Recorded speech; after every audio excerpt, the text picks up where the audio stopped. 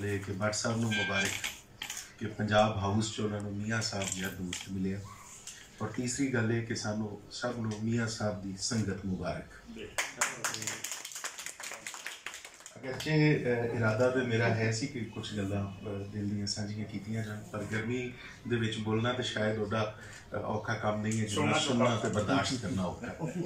फिर भी चंद गल्लां है ने।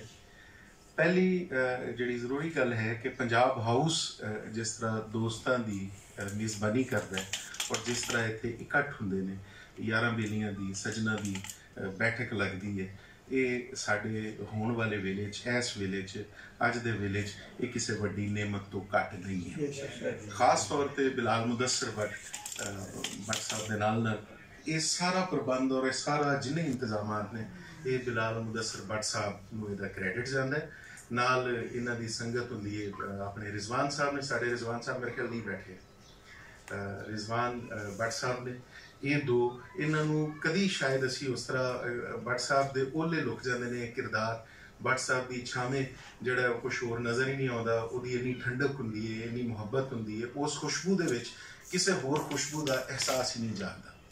लेकिन ये लोग जोड़े ने, ये दोस्त जोड़े ने, खास तौर पर बिलाल मुदस्सर भट्ट, ये एहतमाम इंतजाम और जिस तरह सारे मामलात नूं वेखते हैं वो साडे वास्ते एक बड़ी वड्डी नेमत है, ब्लैसिंग है। और जितों तक मियाँ साहब की गल है तो असी पंजाबी दे विच जिन्ने दोस्त काम कर रहे हैं, शायर भी हैं, नसर निगार भी ने, खतीब भी अच्छे ने, बहुत लोग ने, दानिश्वर सूझवान सारा कुछ ने, लेकिन साडे जिहड़े पत्रकारी का शोभा है उहदे च पंजाबी कमिटेड लोग बड़े ही थोड़े ने। भलेखे नाल जिन्हां दा रोजगार जुड़िया उन्हां दी समझ लो कि इश्क शायद पंजाबी ना होवे भट्ट साहब या मेरे या एक दो होर दोस्तों तो इलावा, लेकिन जिहड़ा पत्रकारी दे विच जिहड़ा सहाफत दे विच इश्क मियाँ साहब दा पंजाबी नाल है वो मैं इस पूरे शोबे च किसी होर च नहीं वेखिया। बोलदे बहुत अच्छा ने, इन्हां दी रिसर्च बहुत अच्छी है।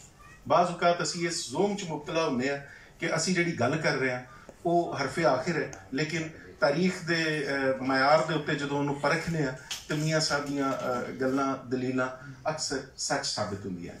साडी नौजवान पीढ़ी नूं मियाँ साहब जिहे लोकां दी लोड़ है जिहड़े हर महाज उत्ते वो कमी दूर कर सकन जिहड़ी कमी साडी तर्जुमानी करन वाले सियासतदानां ने नहीं कीती।